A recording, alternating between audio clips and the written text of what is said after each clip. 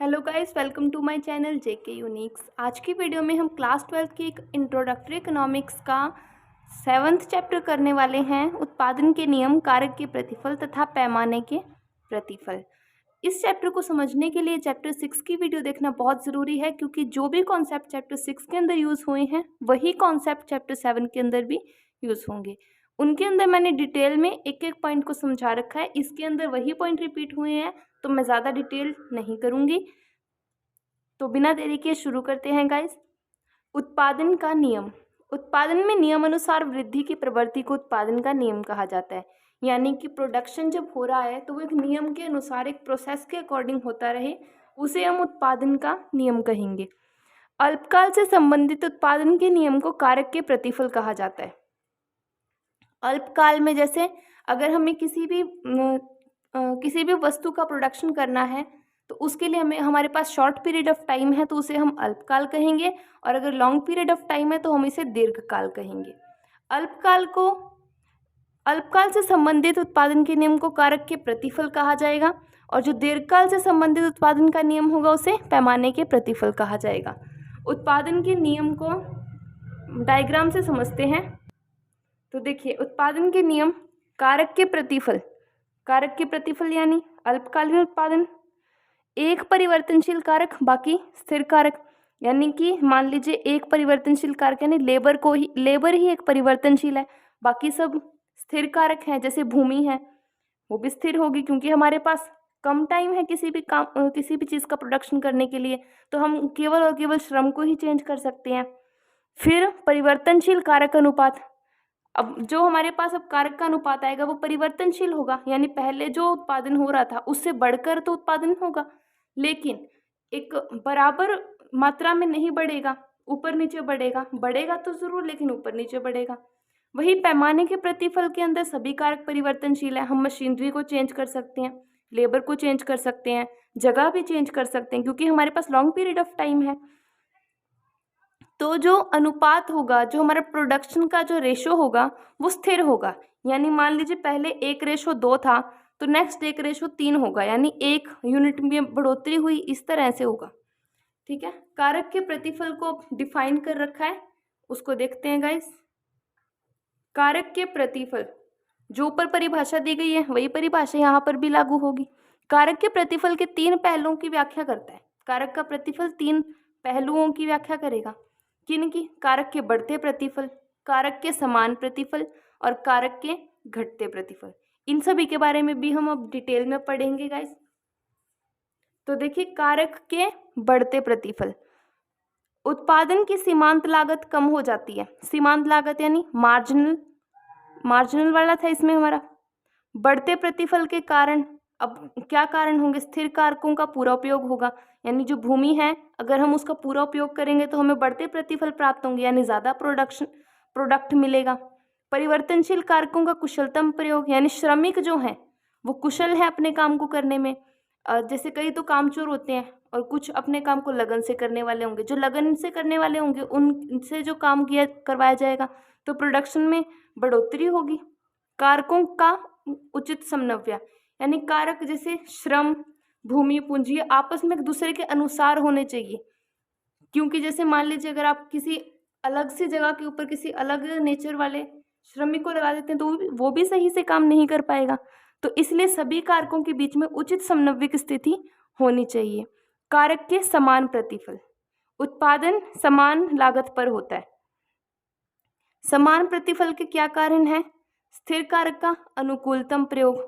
जो स्थिर कारक है यानी भूमि है उसका अनुकूलता से प्रयोग किया जाना चाहिए। आदर्श कारक अनुपात। परिवर्तनशील कारक का कुशलतम प्रयोग। जो परिवर्तनशील कारक है उसका कुशलता से प्रयोग किया जाना चाहिए। जो ऊपर वाले पॉइंट में हमने कारकों के बढ़ते प्रतिफल में पढ़ा है वही सेम इसमें भी रिपीट हो रहा है। कारक के घटते प्रतिफल। उत्पादन की सीमांत लागत बढ़ जाती है। जो हमारी सीमांत लागत है वो बढ़ जाएगी। घटते प्रतिफल के क्या कारण है? उत्पादन के स्थिर कारक, यानी जो प्रोडक्शन करने के लिए जो हमारे पास कारक हैं वो स्थिर है। अपूर्ण का स्थानापन्न। कारकों की कम समन्वयता, यानी कार्य या तो अपूर्णता से होगा। सेकंड पॉइंट के अकॉर्डिंग कार्य अपूर्णता से हो रहा है थर्ड पॉइंट में कि कारकों में कम समन्वयता है, यानी एक दूसरे के अनुसार सभी कारक नहीं हैं, इस वजह से भी कारक के घटते प्रतिफल मिल रहे हैं। परिवर्ती अनुपात का नियम क्या कहता है? परिवर्ती अनुपात का नियम किसमें था? अल्पकाल में। तीनों प्रवृत्तियों के साधन पर परिवर्ती अनुपात का नियम लागू किया जाता है, यानी इन तीनों को मिलाकर बढ़ते प्रतिफल, समान प्रतिफल और घटते प्रतिफल को मिला देंगे तो परिवर्ती अनुपात का नियम लागू किया जाएगा। परिवर्ती अनुपात के नियम के अनुसार उत्पादन का केवल एक कारक परिवर्तनशील होता है। जो प्रोडक्शन हमने किया उसका केवल एक कारक ही परिवर्तनशील होगा। रुको मैं आपको इसको दिखाती हूँ सही से। परिवर्ती अनुपात के नियम के अनुसार जब उत्पादन का केवल एक कारक परिवर्तनशील होता है तथा अन्य कारक स्थिर होते हैं, सिर्फ और सिर्फ लेबर एक परिवर्तनशील है, बाकी मशीनरी और जो जगह है वो स्थिर है, तो उत्पादन के परिवर्तनशील कारक के अनुपात में वृद्धि करने से परिवर्तनशील कारक का जो अनुपात है उसमें अगर हम वृद्धि कर दें, उत्पादन बढ़ते हुए अनुपात में बढ़ेगा, यानी उत्पादन में अनुपात में उसके बढ़ती हुई दर से वृद्धि होगी, फिर समान अनुपात में वृद्धि होगी और फिर इसके बाद घटते हुए अनुपात में वृद्धि होगी। इसके लिए एक डायग्राम हमने चैप्टर 6 में भी देखा था, वही सेम डायग्राम हम चैप्टर 7 में भी देखेंगे। उस डायग्राम से आपको ये नियम सही से समझ में आ जाएगा। परिवर्ती अनुपात के नियम की मान्यताएं। इसमें अनुपात परिवर्तनशील होता है, अनुपात बदल कर आएगा। परिवर्तनशील कारक की सभी इकाइयां समरूप या समान रूप से कुशल होंगी। जो भी इकाइयां हम यूज करेंगे, जो भी हम श्रमिक लगाएंगे वो कुशल होंगे सभी। नेक्स्ट देखते हैं गाइस, इसके थर्ड फोर्थ पॉइंट है कुछ कारक स्थिर हैं, इस कारण उत्पादन केवल परिवर्तनशील कारकों द्वारा ही बढ़ाया जा सकता है। क्योंकि मान लीजिए भूमि, मशीनरी ये सब स्थिर हैं, तो केवल जो भी बढ़ोतरी होगी वो केवल और केवल परिवर्तनशील कारकों की वजह से, यानी श्रमिकों की वजह से ही होगी। उत्पादन की तकनीक में कोई परिवर्तन ही नहीं होता, हो ही नहीं सकता, क्योंकि हमारे पास शॉर्ट पीरियड ऑफ टाइम है। उत्पादन की अवस्थाओं का महत्व। परिवर्ती अनुपात के नियम के अनुसार एक उत्पादक प्रथम अवस्था में उत्पादन जारी रखना चाहता है। ये देखिए अकॉर्डिंग टू दिस डायग्राम, ये फर्स्ट स्टेज है, ये सेकंड स्टेज है और ये थर्ड स्टेज है। फर्स्ट स्टेज के अंदर क्या था कि जो उत्पादन था वो बढ़ती दर से वृद्धि कर रहा था, तो जो प्रोड्यूसर था उसे फायदा हो रहा था तो वो वृद्धि करना चाह रहा है। लेकिन जब वो सेकंड स्टेज में आया तो जो हमारी बढ़ोतरी थी उत्पादन में वो कम होने लग गई। मतलब कम तो नहीं हो रही है लेकिन बढ़ रही है, पर कम दर से बढ़ रही है। जितनी पहले तेजी से हो रही थी उतनी तेजी से वृद्धि नहीं होगी। सेकेंड स्टेज और थर्ड स्टेज के बीच में आके जो उत्पादक है वो पूरा सेटिस्फाई होगा, क्योंकि वो अपनी अधिकतम संतुष्टि प्राप्त कर लेगा, उसको अधिकतम उत्पादन प्राप्त हो जाएगा। अब उसके बाद जब वो थर्ड स्टेज में आएगा तो जो उसका उत्पादन है वो घटना शुरू हो जाएगा, टोटल प्रोडक्शन है वो घटना शुरू हो जाएगा। ऐसे में जो मार्जिनल प्रोडक्शन था, जब भी इसमें वृद्धि हो रही थी, बढ़ती दर से बढ़ रहा था, तो मार्जिनल प्रोडक्शन भी तेजी से बढ़ रहा था। जब सेकंड स्टेज आई, जब वो धीमी गति हो गई टोटल प्रोडक्शन की, तो जो मार्जिनल प्रोडक्शन था वो कम होना शुरू हो गया। लेकिन जब ये हाईएस्ट पीक पर पहुंच गया, यानी जो उत्पादन वो अधिकतम हो गया, तो मार्जिनल प्रोडक्शन 0 हो गया। और उसके बाद जब third stage I total production की, तो मार्जिनल प्रोडक्शन नेगेटिव वे में चला गया। जो एपी था हमारा, ये पहले बढ़ती दर से बढ़ रहा था, लेकिन जब थर्ड स्टेज आई तो ये घटना शुरू हो गया। ये कभी भी नेगेटिव नहीं होगा, एवरेज प्रोडक्शन कभी भी नेगेटिव नहीं होगा। नियम के लागू होने के कारण आगे देखते हैं गाइस। कारकों की अविभाजितता, उत्पादन के स्थिर कारक, प्रोडक्शन करने के लिए हमारे पास स्थिर कारक हैं। स्थिर कारकों का सबसे अच्छा प्रयोग, उनका सही प्रकार से प्रयोग होगा तभी हमारे उत्पादन में बढ़ोतरी होगी। कारकों में पाए जाने वाला अपूर्ण स्थानापन्न। सेकंड है पैमाने के प्रतिफल लागू होने के कारण, ये दिखाती हूं मैं गाइस आपको। पैमाने के बढ़ते प्रतिफल लागू होने के कारण आंतरिक किफायतें और बाहरी किफायतें, दो कारण हैं, आंतरिक कारण भी हो सकते हैं और बाहरी कारण भी हो सकते हैं। अभी हम आंतरिक देखते हैं। ये एक फर्म को उत्पादन में वृद्धि करने से प्राप्त होती हैं। कोई भी जो फर्म है, कोई भी फैक्ट्री है वो उत्पादन में जब वृद्धि करेगा तब प्राप्त होंगी, बिना उत्पादन में वृद्धि किए ये प्राप्त नहीं होंगी। आंतरिक किफ़ायतें। तकनीकी किफ़ायतें, ये 6 प्रकार की हैं। पहली है तकनीकी किफ़ायतें। आधुनिक मशीनें तथा उत्पादन की बढ़िया तकनीक का प्रयोग संभव। अब मान लीजिए कोई प्रोड्यूसर है, अपनी फैक्ट्री में बढ़ोतरी कर रहा है, तो उसे उचित प्रकार की तकनीक मिलेगी, तकनीकी किफ़ायतें मिलेंगी उसे। श्रम संबंधी किफ़ायतें। फर्म द्वारा श्रम विभाजन करना संभव हो जाता है, क्योंकि अब वो बड़े स्तर पर बढ़ रही है तो श्रमिकों की ज़्यादा संख्या उसे चाहिए। प्रबंधकीय किफ़ायतें। कुशलता में वृद्धि होने के कारण उत्पादन लागत कम हो जाती है। वित्तीय किफ़ायतें। फर्म को कम ब्याज दर पर ऋण प्राप्त होने लगता है, क्योंकि अब और फैक्ट्रीज हैं जिधर से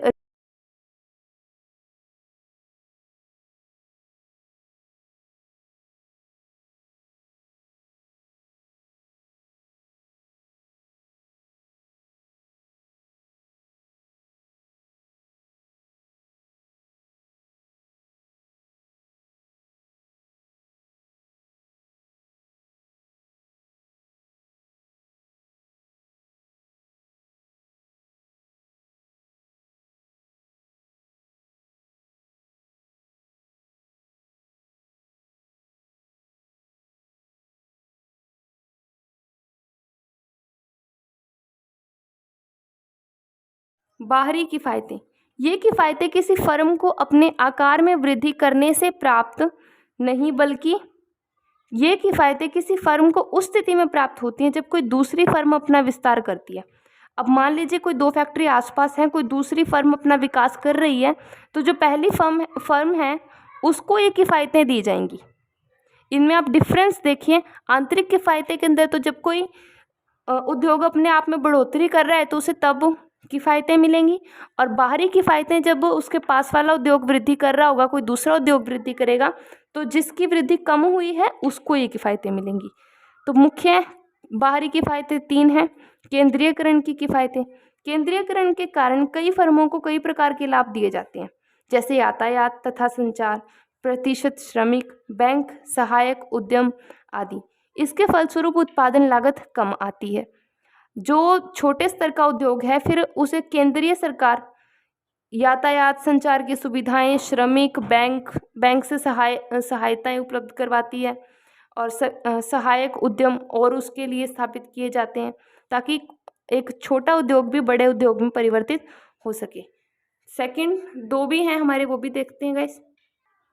सूचना संबंधी किफ़ायतें। जब कई उद्योग एक ही नगर में स्थापित हो जाते हैं तब तकनीकी पत्रिकाएं भी प्रकाशित होती हैं, जिससे उन्हें बाजारी कीमतों तथा मांग का पता चलता है। अब मान लीजिए कि अगर कोई उद्योग आसपास में स्थापित है तो वहाँ से सूचनाएं भी निकाली जाएंगी कि भाई किस चीज़ की अब ज़्यादा मांग है, क्या चीज़ अभी ज़्यादा मांगी जा रही है, किसकी कीमतों में वृद्धि हुई है।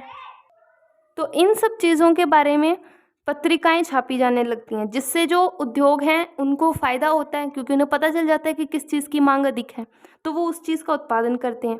विकेंद्रीयकरण की किफ़ायतें। किसी एक बड़े उद्योग को छोटे छोटे उद्योगों में बांटा जाता है, इसे हम विकेंद्रीयकरण कहते हैं। मान लीजिए कोई कपड़ा उद्योग है, कपड़ा उद्योग को चलाने के लिए बहुत से प्रोसीजर्स में से निकलना पड़ता है, तो उन सभी प्रोसीजर्स के लिए अलग अलग उद्योग बना दिए जाए। मान लीजिए एक बड़ा उद्योग था कपड़ा उद्योग। कपड़ा उद्योग के लिए हमें ऊन चाहिएगी और ऊन की रंगाई करनी होगी, फिर उस ऊन की बुनाई करनी होगी, और फिर उसको प्रिंट करना होगा, उसके ऊपर डिज़ाइन करना होगा। तो हमने ऊन की रंगाई के लिए एक अलग उद्योग बना दिया, ऊन की बुनाई के लिए अलग से उद्योग बनाया, और कपड़ा प्रिंट या डिज़ाइन करने के लिए अलग से उद्योग बना दिया। जो मेन हेड था वो कपड़ा उद्योग ही है, ये सभी चीज़ बन के कपड़ा उद्योग में ही जाएगी, तो इसे हम विकेंद्रीयकरण कहते हैं। तो इसी के साथ हमारा चैप्टर 7 भी कंप्लीट होता है। अगर आपको वीडियो अच्छी लगी है तो प्लीज़ चैनल को सब्सक्राइब कीजिए, वीडियो को लाइक कीजिए, शेयर कीजिए, ताकि आपके सभी फ्रेंड्स के डाउट्स भी क्लियर हो सकें। और अब तक चैनल के ऊपर सारे चैप्टर 7 तक चैप्टर सभी डाल दिए गए हैं, उनकी वीडियोस भी देख लेना। Thank you guys for watching. मिलते हैं नेक्स्ट वीडियो में।